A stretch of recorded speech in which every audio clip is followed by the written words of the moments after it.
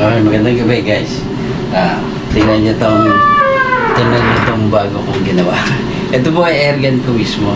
Tinanggal ko lang dito yung yan. Ito ay yan, dito siya nakalagay. Kasi hindi nakasya. Yan, kaya wala na siyang bipod muna. Lalagyan ko pa ng gagawin ko pa ng pinaka-bracket. So siguro dito ko na ilalagay yan sa ilalim yung bracket niya. Pero anyway, kasi yung mga nakaraan na blinking namin, yan, malambot siya. Yung mga nakaraan kasi namin na blinking, medyo nabibitin talaga ako sa shots niya. Kukunti, kulang. Kaya ang ginawa ko guys, ganito. Pakita ko sa inyo yung ginawa ko, no? Ay, ito pala siya.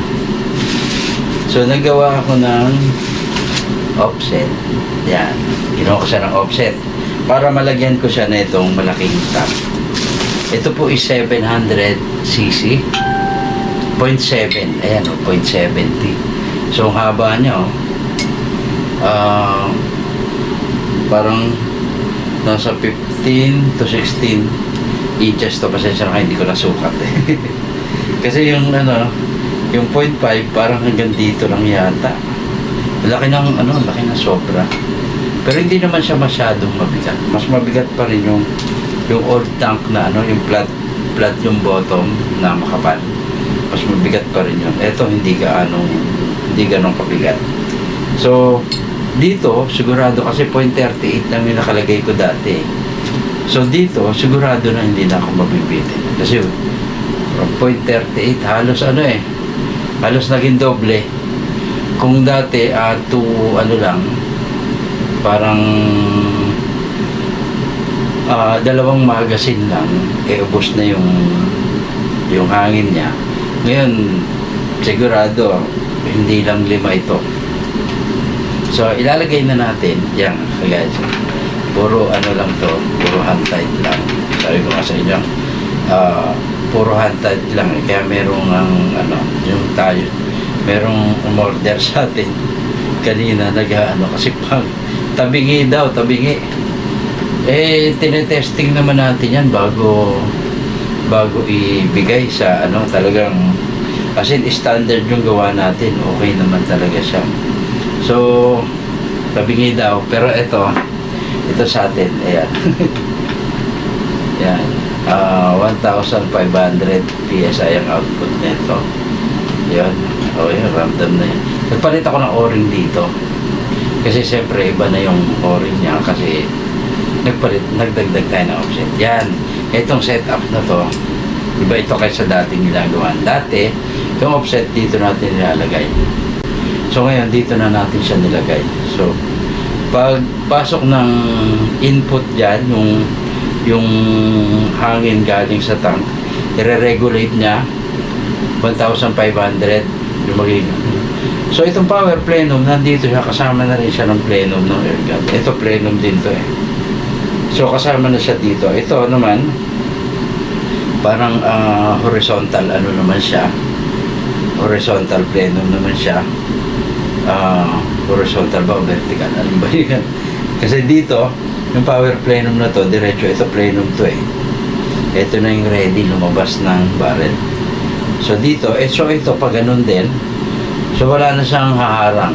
Hindi na siya machuchok. Kasi magkakasama na yung plenum nila. Buong airgun. So dito, ang magiging trabaho lang ng offset is ibaba ng kaunti yung tank kasi hindi kasya, makikita nyo mamaya yung clearance. Ibaba ng konti yung tank para magkasya siya kasi dati 0.38 lang sagad yun sa barrel. So since 61mm ito, kailangan naman siya ibaba ng konti. So gumamit tayo ng offset. Ayan. So dito lalagay na natin yung tank. So simple lang, no? Nilagay natin to kasi nandito na dating power plenum eh. So nilagay natin yung offset. Bali tinanggal natin yung regulator na nandito sa power plenum. And then naglagay tayo ng offset, doon natin nilagay yung regulator. Kasi yun yung importante. Yung tank kasi at saka regulator, dapat palagi yung magkasunod. Kasi nandito yung mataas na hangin. So, ilalagay na natin. So, ayan. So, ang palalabasin niya lang dito is 1,500 lang. Ang palalagpasin niya. Pag gano'n, so 1,500 to. So, dito, kahit choke siya ng konti, talagang ilalabas niya yung output dito. So, hindi na apektado ng pagputok ng air gun. Yung pagdaloy ng hangin niya, hindi na apektado kasi ito yung choke niya eh. So, dito, pag nailagay niya rito yung hangin, wala nang choke. Hindi na siya macho-choke pa. Yan. Dinadama ko kasi yung o-ring, dapat lapat siya. Kahit hindi siya sikip, dapat lapat siya. Anyway, ang haba na oh. Ayan, pero sa akin, di baling mahaba siya. Kasi ang importante dyan is madagdagan yung shots para pag dumayo ka. Ganun din naman, kayo maiksi yung tank, yun din naman. Ganun din naman kabigat, halos. Gumaan pa nga ng konti kasi nawala yung bipod, ilang accessory nawala. Ano, medyo kaya medyo kung mapapansin nyo, medyo kinakalawang na kasi hindi talaga nagagamit. Kasi hindi ako sobrang busy natin sa trabaho, kaya hindi ako makapaglibang dito sa aking airgun. hindi ko siya nagagamit. Kaya napa-stock na siya. Yun. So, yun. Kung makikita nyo, yung clearance. Ayan. Diba? Sakto-sakto. Pantay na pantay. Sakto rin siya rito. Talagang mayroong konti na clearance. Hindi ko talaga yan sinagad. Kasi baka lumapat natin eh. Kaya, talaga ako ng allowance. Yan. So, yan talaga.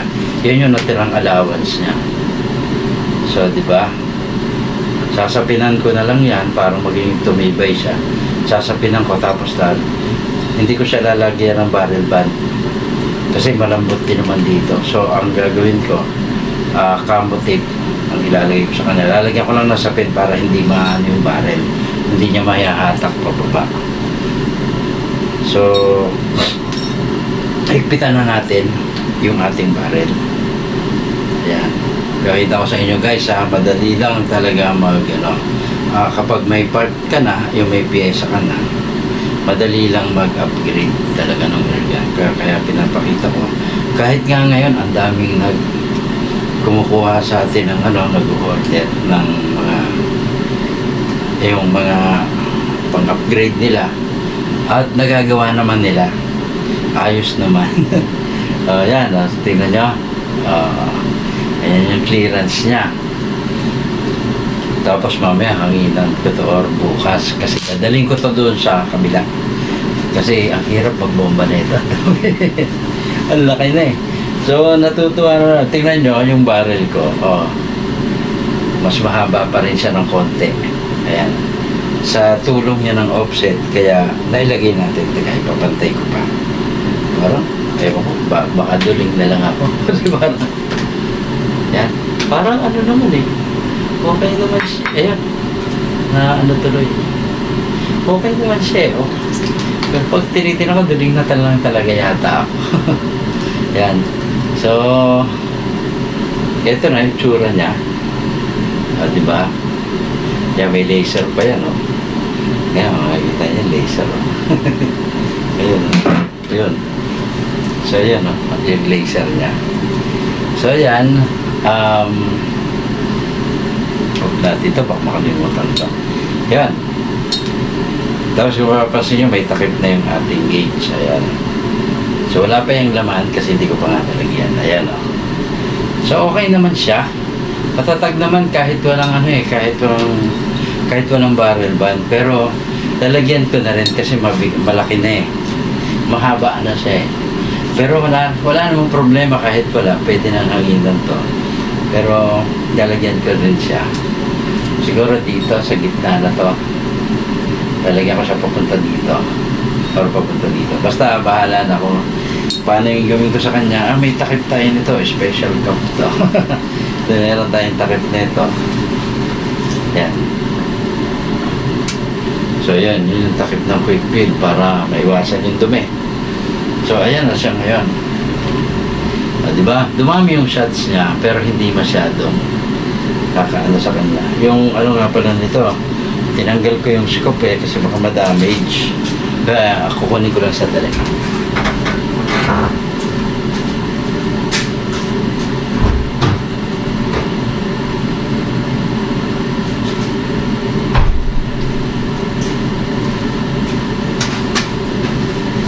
Ito na yung scope natin. Yan, kaya hindi ako kuha ng ano natin, yung pag-testing natin, pag zero, kasi nga ito yung problema ko. Yan, nabali yung aking side cam holder, nawala yung handle. Kaya hindi ako makapaglagay ng cellphone, no.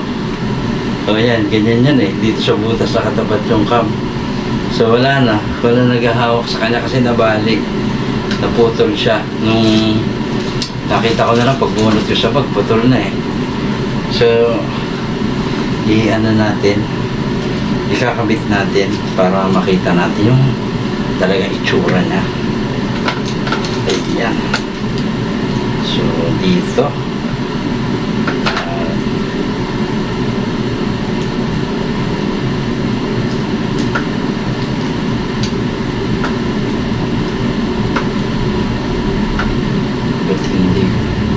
yun, kaya ayaw pumasok sa kanan. Yan. Medyo malayo yata sa mata, no? I-atras ko kaya ng konti. Yun, dito ko siya ilagay kaya. Medyo okay lang kasi medyo may pagitan na yan Yan. Tingnan natin kung shoot na. Hindi pa. Yan, mukhang sa scope pa ako nahirapan magkabit. Yun. Yan, ganyan ko lang naman kinakabit yan. Hindi ko gaanong iniipitan. Ano ko lang ng konti para hindi lumuwag yung tornilyo. Yun. Ganun lang. Ayan. So, ito na siya. Ito na yung output. Yan. So, mamaya, magbomba ako, lalagyan ko ng hangin. Ayan, o. So, diba? Ang ganda niya. Tapos, yun nga lang, nawala ito dito. Dati kasi meron siyang, ano rito. Yan, meron siyang eto, nandito to kaso hindi na siya kasya dito. Siguro pwede ko naman bawasan ng konti. Ayan, kaso hindi lang konti, mga ganyan. Ganun pala, laki, no? Hindi ko pwede bawasan kasi ano talaga. So mangyayari dito, baka gawan ko na lang siya ng ibang adapter, since ito ganitong style din siguro. Papahabain ko na lang to para medyo nasa yan, ganyan. So papahabain ko na lang siya para eto nakapatong dito, yung hindi siya kakalas. Ayun. So ganun lang yung gagawin ko. So ikakabit na naman siya. Kaya lang ngayon hindi ko pa magagawa yan. Medyo ano pa tayo, medyo busy pa tayo. Or dito, i-adapt ko siyang gano'n. So, depende. Basta, bahala na kung paano natin gagawin. Ang importante, nandito na to, medyo marami siya na siguradong shots. Ito, tingnan niyo yung haba ng tank na yan. Diba? So, yun na. So, yung mga may gusto mag-upgrade sa inyo, inyong mga laruan, i-ano nyo lang ako, PM nyo lang ako, or marami naman sumasabay sa atin sa FB. So, ganun muna. Ito kasi panglagay ko siya sa ano eh. Ito, sa tripod. Kung gusto ko ilagay sa tripod, kung mapapansin nyo may butas siya, may thread. So, dyan ko lang siya nilalak. Kaya pag nakakabit ito dito, pag ipinatong ko sa bipod, sa tripod, higpitan ko lang, okay na siya. So, ngayon lang, hindi ko siya magagamit kasi gagawan ko pa ng adapter ito para dito. So, ano ko na lang, i-calculate ko na lang para mailagay ko dito. So, yun. Hanggang dito na lang. Maraming salamat po sa inyong lahat. At, yan, sinishare ko lang sa inyo. Pero napakita ko, kahit dun sa sarili kong laruan, okay siya. I-adapt natin ng maayos yung ating mga parts. Pati yung power plenum, same din ito. Yung ating ibinibigay sa mga natin. So, maraming salamat at kita-kita po tayo muli.